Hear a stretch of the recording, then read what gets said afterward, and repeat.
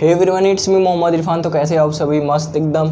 तो आज का हमारी टॉपिक क्या रहेगी? इलेक्ट्रिक पावर आज हमें पढ़ना है, ठीक है। आज की हमारी टॉपिक है इलेक्ट्रिक पावर, जो क्लास 10th में पढ़ेगा ना वैसे ही रहेगी कुछ। इलेक्ट्रिक पावर आज की हमारी टॉपिक है। इसके बाद हम देखेंगे ईएमएफ वगैरह, इंटरनल रेजिस्टेंस क्या होते हैं हमारे, ठीक है, और टर्मिनल पोटेंशियल डिफरेंस। तो इलेक्ट्रिक पावर से स्टार्ट करते हैं, ठीक। इलेक्ट्रिक पावर क्या होती है? पावर, ठीक। पावर, इस टाइम पावर में कौन है? पॉलिटिकल पार्टीज़ की बात की जाए तो बीजेपी, ठीक है। तो यहाँ पे बात हो रही है करंट इलेक्ट्रिसिटी की। तो चलिए आते हैं हम। तो देखिए क्या है हमारी, ये हमारी है वायर, ठीक है। वायर है या फिर बोल लीजिए तो कंडक्टर है, ठीक। उसको मैंने अगर, हाँ, क्या इसके अंदर इलेक्ट्रॉन मूवमेंट हो रही होगी? ये आइसोलेटेड कंडक्टर है, इसके अंदर इलेक्ट्रॉन की मूवमेंट हो रही होगी? तो हाँ, हो रही होगी। जिगजैग मोशन हो रही होगी, कोई नेट मूवमेंट नहीं हो रही होगी इलेक्ट्रॉन की, ठीक। क्योंकि कुछ थर्मल टेम्परेचर पे क्या करेंगे, हमारे इलेक्ट्रॉन मूव कर रहे होंगे। रूम टेम्परेचर पे बोल लीजिए तो जो मेटेलिक वायर है उसके अंदर इलेक्ट्रॉन तो होंगे, मूवमेंट भी हो रही होगी, लेकिन किसी नेट डायरेक्शन में कोई मूवमेंट नहीं हो रही। रिकॉर्ड हो रहा है ना भाई? हाँ, किसी नेट डायरेक्शन में उनकी मूवमेंट नहीं हो रही होगी, ठीक। यानी एक पर्टिकुलर डायरेक्शन में मूवमेंट नहीं हो रही, कि जिगजैग मोशन में मूव कर रहे होंगे, ठीक। कोई नेट मूवमेंट नहीं होगी। अब इसको क्या किया, इस वायर को मैंने बैटरी के अक्रॉस कनेक्ट कर दिया, ठीक। इस वायर को या फिर बोल लीजिए तो कंडक्टर को मैंने किसी बैटरी के अक्रॉस, इस कंडक्टर के अक्रॉस मेरी पोटेंशियल क्या है? वी है, यानी वी बैटरी से मैंने कनेक्ट कर दिया। तो क्या होगा, अब इस कंडक्टर के अंदर हमारे क्या होंगे? फ्री इलेक्ट्रॉन्स होंगे, ठीक। फ्री इलेक्ट्रॉन्स, ये फ्री इलेक्ट्रॉन्स क्या करते हैं? जब भी आप वायर को या फिर कंडक्टर को किसी बैटरी के अक्रॉस कनेक्ट करते हो तो जो फ्री इलेक्ट्रॉन्स होते हैं कंडक्टर के अंदर, वो फोर्स एक्सपीरियंस करते हैं, एक पर्टिकुलर डायरेक्शन में फोर्स एक्सपीरियंस करने लगते हैं, ठीक। तो ये रही भाई साहब हमारी करंट। तो जैसे इस वायर को या फिर कंडक्टर को मैंने बैटरी से कनेक्ट किया तो इलेक्ट्रॉन एक पर्टिकुलर डायरेक्शन में मूव करने लगते हैं, ठीक। जैसे ये हमारी करंट की डायरेक्शन है, तो इलेक्ट्रॉनिक करंट क्या होती है? निगेटिव टर्मिनल से पॉजिटिव टर्मिनल में यूँ घूम जाते हैं ना, हमारे इलेक्ट्रॉन मूव करते हैं opposite to the direction of electric current. यहाँ तक हमें समझ में आती है कि कोई कंडक्टर है या फिर कोई वायर है, उसको मैं किसी बैटरी से कनेक्ट करता हूँ तो जो हमारी इलेक्ट्रॉन होती है opposite to the direction of current move करने लगती हैं। यहाँ तक बात समझ में आई, ठीक। तो बात की जाए तो इलेक्ट्रॉन को एनर्जी कौन प्रोवाइड कर रहा है, कौन एनर्जी सप्लाई कर रहा है? तो हमारी बैटरी ही तो सारी रोल निभा रही है। वरना ये कंडक्टर के अंदर इलेक्ट्रॉन तो जिगजैग मोशन करते थे, पहले आइसोलेटेड कंडक्टर थे। तो जैसे ही मैं इसको कुछ वी पोटेंशियल यानी किसी बैटरी से कनेक्ट करता हूँ तो इलेक्ट्रॉन फोर्स एक्सपीरियंस करता है, एक पर्टिकुलर डायरेक्शन में फोर्स एक्सपीरियंस करता है, ठीक। जिससे हमें क्या है, इलेक्ट्रॉनिक करंट की वजह से क्या, कन्वेंशनल करंट यानी बोले तो करंट जेनरेट होती है, ठीक। इलेक्ट्रॉन के मूवमेंट से क्या होती है? Rate of flow of charge he current होती है। तो जैसे हमारी इलेक्ट्रॉन की मूवमेंट होगी तो करंट देखने को मिलेगा, ठीक। यानी सारा रोल देखा जाए तो वी जो हमारी बैटरी है क्या कर रही है? एनर्जी सप्लाई कर रही है। देखा जाए तो एक तरह से एनर्जी सप्लाई कर रही है ना, तभी तो इलेक्ट्रॉन मूव कर रहे हैं एक पर्टिकुलर डायरेक्शन में। तो यानी वी हमारी जो बैटरी है एनर्जी सप्लाई कर रही है, ठीक। एनर्जी सप्लाई कर रही है। यहाँ तक समझ में आया कि बैटरी भाई साहब बहुत यही तो रोल निभा रहे हैं, यही तो हमारे एनर्जी प्रोवाइड करा रहे हैं, एनर्जी सप्लाई कर रहे हैं इलेक्ट्रॉन को, तभी तो इलेक्ट्रॉन की एक पर्टिकुलर डायरेक्शन में मूवमेंट होने लग रही है। तो जब इलेक्ट्रॉन की rate of flow of charge हो गया तो क्या होगा? करंट मिलेगी हमें। यहाँ तक समझ में आएगी, ठीक। तो अब देखी जाए तो ये मेटेलिक वायर है या फिर मेटेलिक कंडक्टर है। तो हमारे मेटेलिक कंडक्टर के अंदर छोटू से एटम्स, मॉलिक्यूल्स भी पाए जाएंगे, है कि नहीं? मेटल है तो मेटेलिक कंडक्टर है तो ये जो इलेक्ट्रॉन की जब मूवमेंट होगी, जब ये मूव करेंगे तो एटम्स मॉलिक्यूल के साथ क्या होगी? कोलाइड होंगे, कोलिजन होगी इनकी, है कि नहीं? इलेक्ट्रॉन की नेट मूवमेंट तो इसी डायरेक्शन में होगी, लेकिन वो एटम्स और मॉलिक्यूल्स के साथ कोलाइड भी करेंगे, है कि नहीं? एटम्स और मॉलिक्यूल्स के साथ उनकी कोलिजन भी होगी, लेकिन मूवमेंट इसी तरफ होगी, मतलब नेट मूवमेंट इधर ही मिलेगी आपको, ठीक। तो जब उनकी कोलिजन होगी इलेक्ट्रॉन की, तो वो जो एनर्जी बैटरी से एनर्जी, बंडल ऑफ एनर्जी, उन्हें ढेर सारी एनर्जी मिलती है। तो वो क्या करते हैं, जैसे ये इलेक्ट्रॉन यहाँ से निकला, ठीक, यहाँ पे इलेक्ट्रॉन की एनर्जी बहुत ज़्यादा रहेगी, ठीक, फिर ऐसे ही वो मॉलिक्यूल्स एटम्स के साथ कोलिजन करता रहेगा, कोलिजन करता रहेगा, कोलिजन करता रहेगा, ठीक। तो उसकी एनर्जी डेसिपेट भी तो हो रही है, खर्च भी तो हो रही है हीट एनर्जी के फॉर्म में। हीट एनर्जी क्या है भाई, तो जब ये हमारे इलेक्ट्रॉन एटम्स मॉलिक्यूल्स के साथ कोलिजन कर रहे हैं तो एक हीट एनर्जी की फॉर्मेशन करते हैं वो, ठीक, क्योंकि उनकी एनर्जी जो यहाँ से मिलती है उन्हें, बैटरी के थ्रू जो एनर्जी उन्हें सप्लाई की जाती है, वो हीट एनर्जी के फॉर्म में अपनी एनर्जी को खर्च करते हैं। जैसे एटम्स मॉलिक्यूल्स के साथ कोलिजन होगी तो एक हीट एनर्जी डेसिपेट होती है, खर्च होती है, ठीक।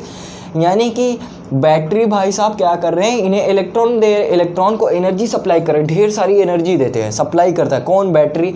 इलेक्ट्रॉन फोर्स एक्सपीरियंस करता है, फिर इलेक्ट्रॉन मूव करता है तो क्या करता है, एटम्स मॉलिक्यूल के साथ कोलिजन करता है। जब एटम्स मॉलिक्यूल के साथ कोलिजन कर रहा है तो कुछ एनर्जी वो डेसिपेट कर देता है, खर्च कर देता है as a form of heat energy, उसे कहते हैं हम इलेक्ट्रिक पावर। सर मैं इलेक्ट्रिक पावर क्या होती है हमारी, अब डेफिनेशन लिखते हैं, एक बार फिर से हम बता देंगे, ठीक। तो इलेक्ट्रिक पावर क्या होती है, चलिए देखते हैं। तो the rate of consumption of electrical energy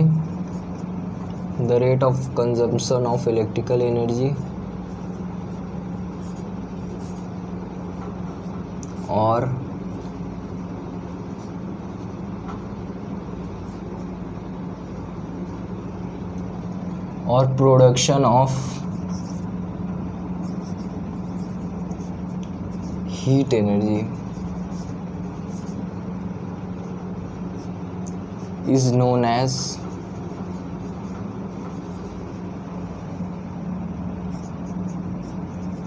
electric power.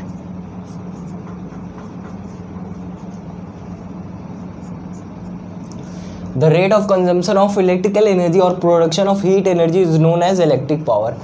तो ये जो होती है हमारी इलेक्ट्रॉन फोर्स एक्सपीरियंस करता है तो उसकी मूवमेंट होगी, एक पर्टिकुलर डायरेक्शन में हमारे इलेक्ट्रॉन मूव करेंगे with the help of battery.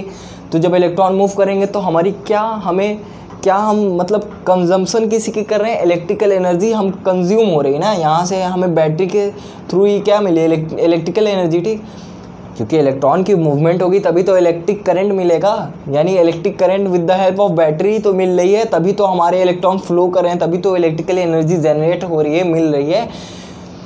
लेकिन वो प्रोडक्शन किसकी कर रही है, हीट एनर्जी की, क्योंकि इलेक्ट्रिकल एनर्जी तो मिली, ठीक है, इलेक्ट्रिकल एनर्जी मिली, लेकिन जैसे ही हमारी इलेक्ट्रॉन मूवमेंट भी तो होगी, लेकिन उसके साथ साथ हमारा इलेक्ट्रॉन की जब मूवमेंट होगी तो एटम्स मॉलिक्यूल के साथ कोलिजन होगी।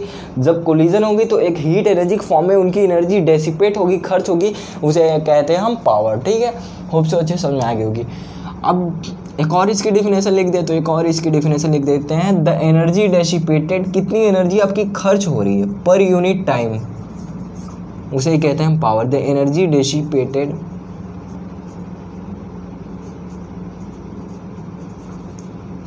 कितनी एनर्जी आपकी डेसिपेट हो रही है, खर्च हो रही है पर यूनिट टाइम, ठीक। The energy dissipated per unit time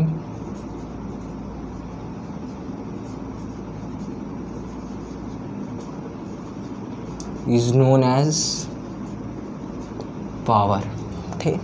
the energy dissipated per unit time, उसे ही क्या कहते हैं हम, power. SI unit of power की बात की जाए, असाई यूनिट ऑफ पावर इस क्या होती है, असाई यूनिट ऑफ पावर की वाट। वाट क्या होती है हमारी, वाट असाई यूनिट ऑफ पावर होती है, ठीक। और कुछ यूनिट की बात की कर लिया जाए तो 1 यूनिट में क्या होते हैं हमारे, 1 यूनिट में होते हैं 1 किलोवाट आवर होती है, ठीक है।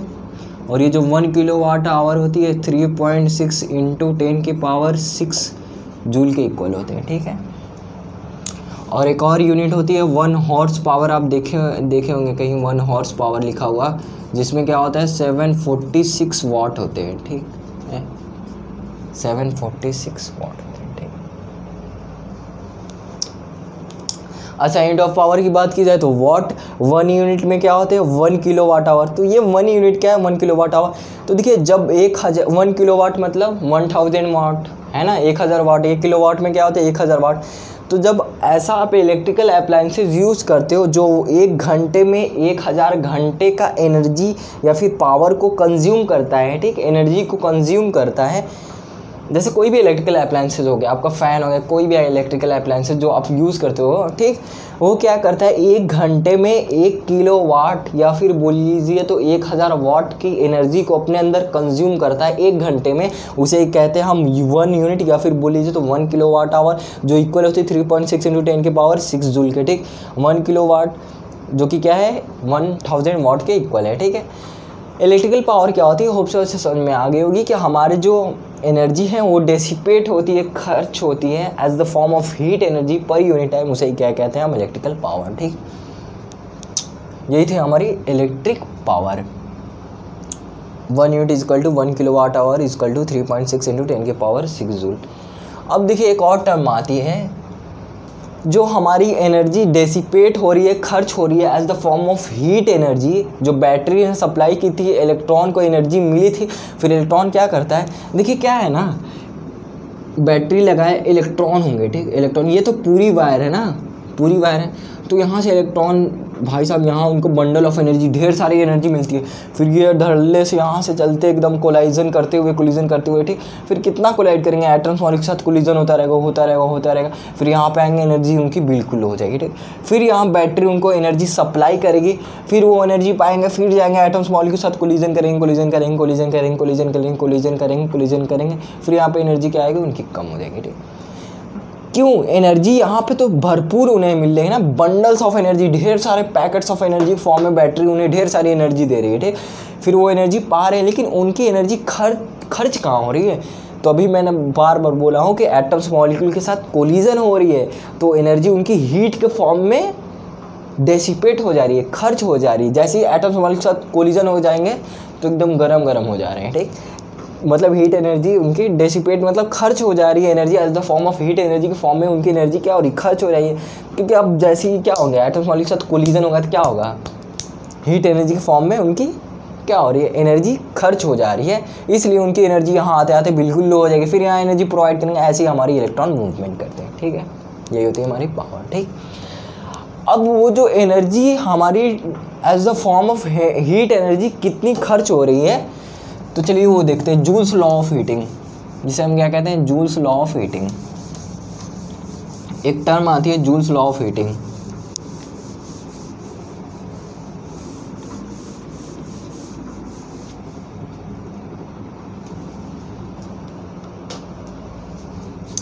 एक टर्म आती है, टॉपिक डालते हैं अपनी, क्या है, अच्छा यार पावर का फॉर्मूला नहीं निकाला।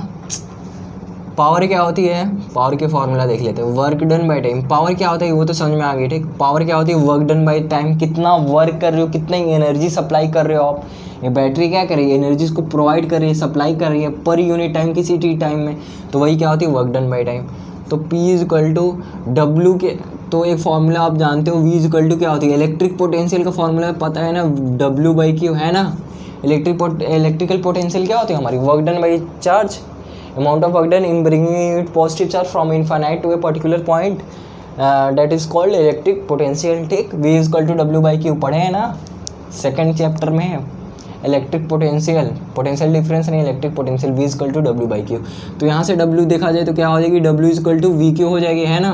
तो W की जगह मैं VQ पुट किया, VQ/T, तो यहाँ से क्या मिली हमें, ये सपोज करिए Q चार्ज हमारी T टाइम में फ्लो करी है, ठीक। तो rate of flow of charge पर यूनिट टाइम क्या होती है, करंट होती है ना। Q/T क्या होती है, I इक्वल टू Q/T। तो यहाँ से फर्स्ट फार्मूला मिला पावर का। अब यहीं पे आप क्या कर दो, ओम्स लॉ से जानते हो V इक्वल टू क्या होती है हमारी IR। V इक्वल टू क्या होती है, ओम्स लॉ क्या होता है, V इक्वल टू IR। तो V के जगह अगर IR रखोगे तो क्या हो जाएगी आपकी I²R। ये आपको पावर की सेकेंड फार्मूला मिली, है ना।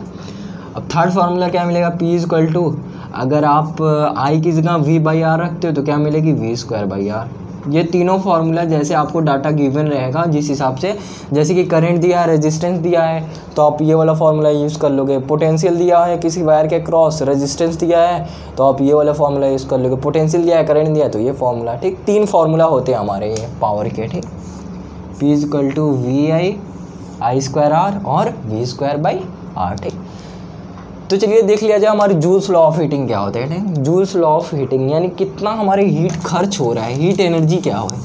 जो हीट एनर्जी मैं बोल रहा हूँ, एटम्स मॉलिक्यूल के साथ हमारे इलेक्ट्रॉन कोलिजन करते हैं तो जो हीट एनर्जी मिल रही है वो क्या है, ठीक। तो जूल्स लॉ ऑफ हीटिंग,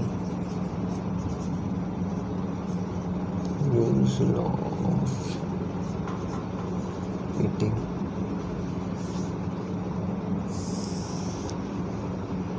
क्या है, ये होती है हमारी H is directly proportional to I²RT।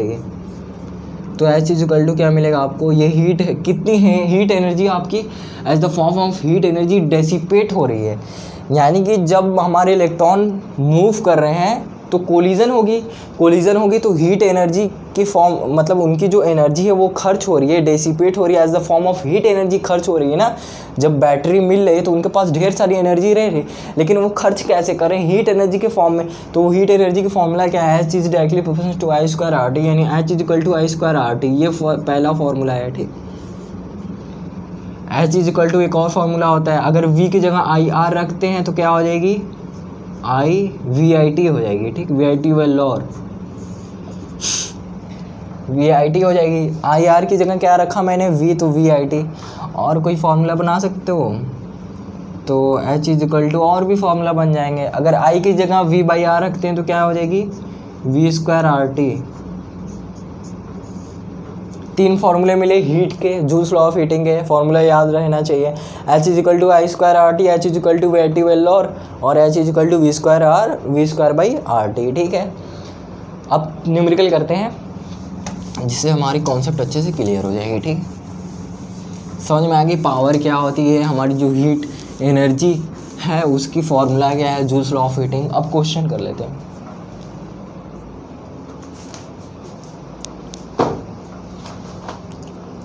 Joules law of heating,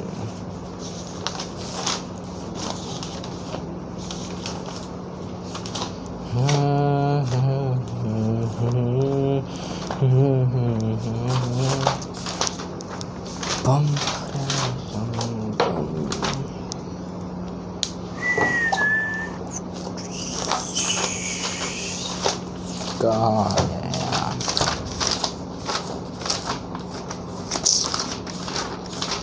मीटस्टोन। हाँ, क्वेश्चन क्या है, हमारी पावर पे बेस्ड है, PYQ में आई हुई क्वेश्चन है। क्वेश्चन क्या है, क्वेश्चन करते हैं हम न्यूमेरिकल। 2 रेजिस्टर दिए हुए हैं, 2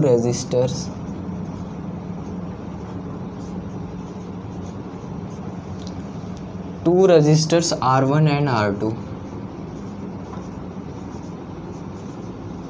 2 रेजिस्टर्स दिए हुए हैं R1 and R2 of 4 ohm and 6 ohm, of 4 ohm and 6 ohm के 2 रेजिस्टर हैं, ठीक है। आर कनेक्टेड इन पैरेलल में कनेक्टेड है,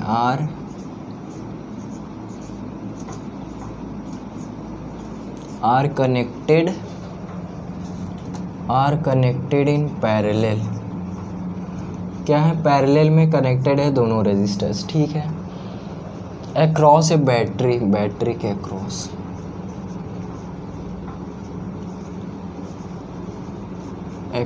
है बैटरी, ठीक।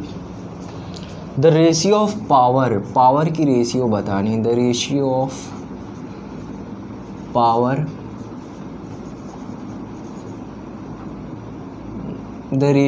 पावर, डिसिपेटेड, अच्छा, पावर बेसिकली पावर का रेशियो बताने, डिसिपेटेड इन देम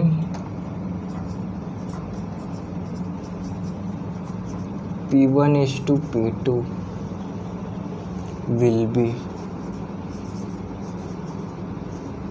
अच्छा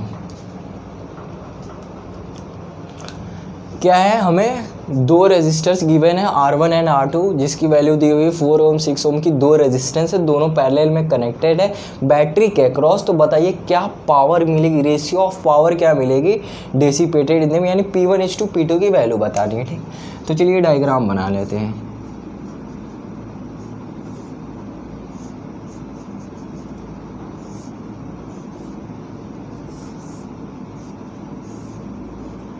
क्या है, पहले 4 ओम दिया है और the ratio of power R1 and R2, एक है 4 ओम एक है 6 ओम, दोनों कनेक्टेड है पैरेलल में है भाई साहब। ठीक है, दोनों क्या है, पैरेलल में कनेक्टेड हैं। दो रेजिस्टर्स है R1 एंड R2 और 4 ओम और 6 ओम, दोनों पैरेलल में कनेक्टेड हैं। तो क्या रेशियो ऑफ पावर मिलेगी,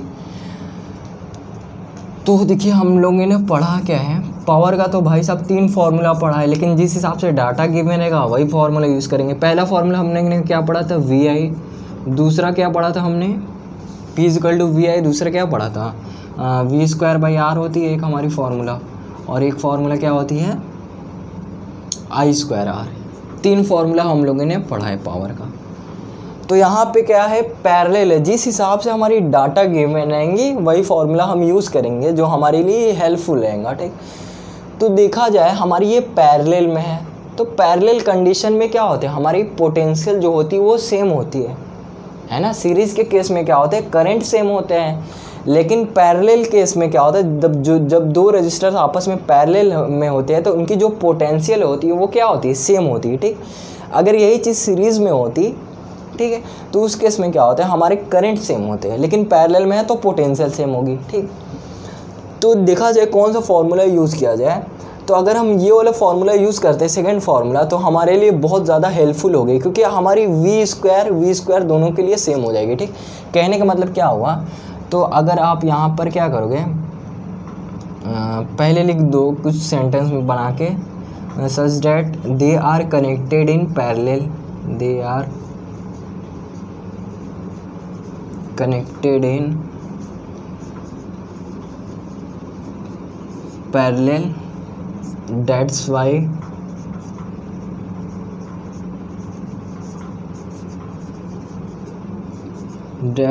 their potential difference, इनकी पोटेंशियल डिफरेंस क्या होगी, सेम होगी। पोटेंशियल क्या होती है, सेम होगी हमारी पैरेलल के केस में। तो अगर हम P1:2 P2 निकालें तो क्या मिलेगी, फार्मूला क्या है, V²/R का फार्मूला लगाता हूँ, तो P1 के लिए हो गया V²/R1 और P2 के लिए हो जाएगा क्या, V²/R2। हमारी पोटेंशियल पैरेलल में क्या होती है, सेम होती है, तो यानी जो इसकी पोटेंशियल होगी V, वही इसकी पोटेंशियल होगी, पैरेलल में हमारे पोटेंशियल सेम होंगे, तो जब पोटेंशियल V² भी सेम है V² भी सेम है तो कैंसिल आउट हो जाएंगे।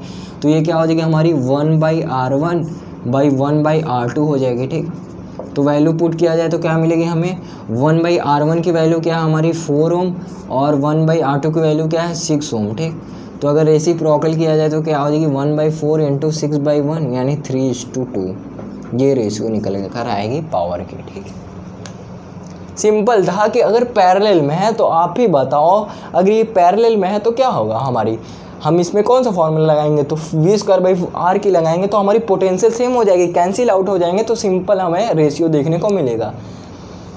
अगर इसको हम क्वेश्चन घुमा देते हैं ना, अब क्या करते हैं, अगर क्वेश्चन को मैं ना ऐसे कर देता हूँ, 4 ओम और 6 ओम को सीरीज़ में लगा देता हूँ। ठीक, तब बताइए कौन सा फार्मूला हम यूज़ करेंगे तो हमारे लिए हेल्पफुल होगा। अगर 4 ओम पैरेलल में लगाया है तो V²/R यूज़ किया। ठीक, V²/R यूज़ किया।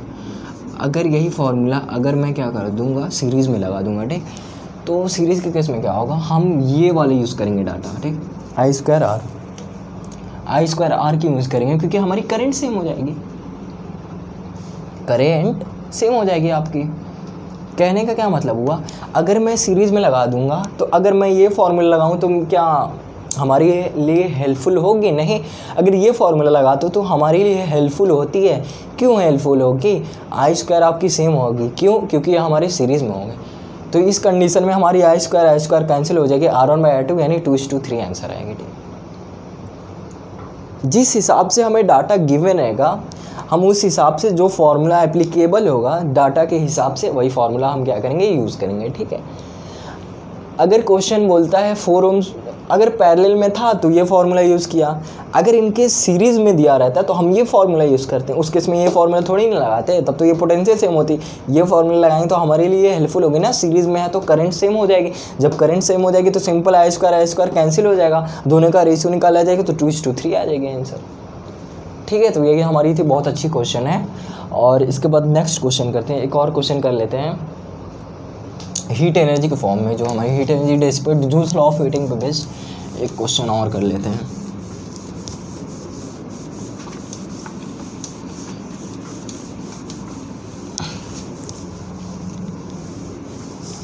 एक क्वेश्चन और था वो भी कर लेते हैं, नोट किया था मैंने।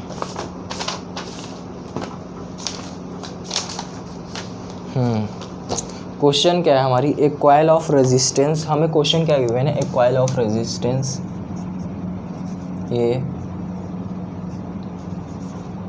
एक coil of resistance,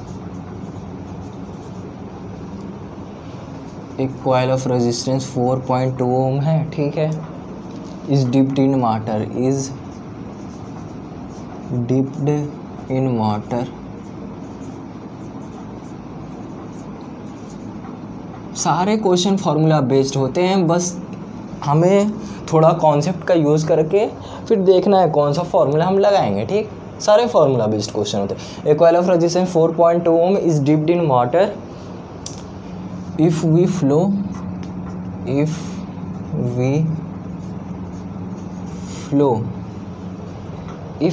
a current if we flow a current of 2 ampere for 10 minute के लिए, फॉर 10 मिनट के लिए हम 2 एम्पियर की करंट पास करते हैं for 10 minute in it, for 10 minute in it, then find the heat produced in the coil. अच्छा, कितना हीट प्रोड्यूस हो रही है उस कॉइल में, यही फाइंड करना है। देन फाइंड द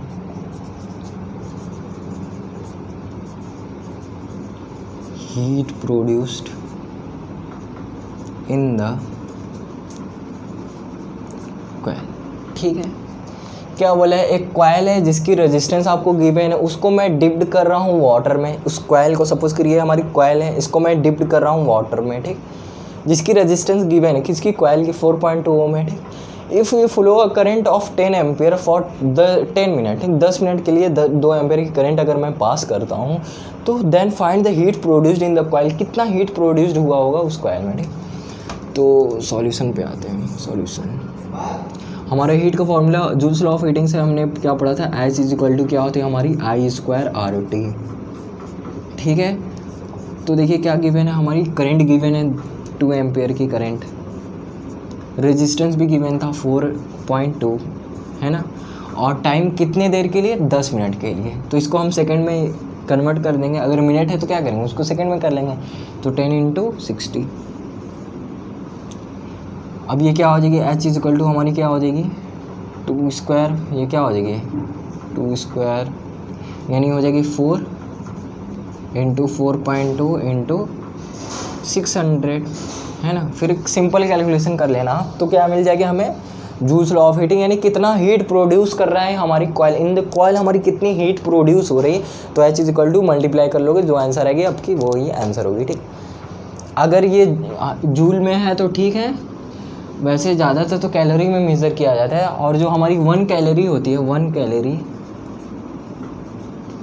कैलोरी जो होती है वो क्या होती है हमारी 4.2 जूल के इक्वल होते हैं। ठीक, तो हमारी ये क्या, अगर आप इन केस अगर कैलोरी में दिया रहेगा तो क्या हो जाएगी 4 × 4.2 × 600 बाई कर दो 4.2, तो ये आपकी कैलोरी में हो जाएगी। 4.2 कैंसिल, तो H इज इक्वल टू क्या मिलेगी आपको 4 × 600 वॉट 2400 कैलोरी आंसर आएगी। ठीक, अगर जूल में बोलता है तो यहाँ तक कभी करते हैं मल्टीप्लाई करके जो आंसर मिलेगी जूल में, वैसे ज़्यादातर कैलोरी में हम देखने को मिलती है हमारी हीट एनर्जी, तो ये क्या हो जाएगी आपकी कैलोरी में। ठीक है, तो यही थी हमारी पावर क्या होती है। फिर उसके बाद देखा जूल्स लॉ ऑफ हीटिंग, कितनी हीट एनर्जी जो हमारी डेसिपेट होती है यानी जो एटम्स मॉलिक्यूल्स के साथ हमारे इलेक्ट्रॉन कोलिजन करते हैं तो जो हीट एनर्जी की फॉर्मेशन वो करते हैं उसकी वैल्यू क्या होती है, H = h²RT। उस पर बेस न्यूमेरिकल लिखा, पावर पे बेस न्यूमेरिकल एक कर लेंगे, ठीक।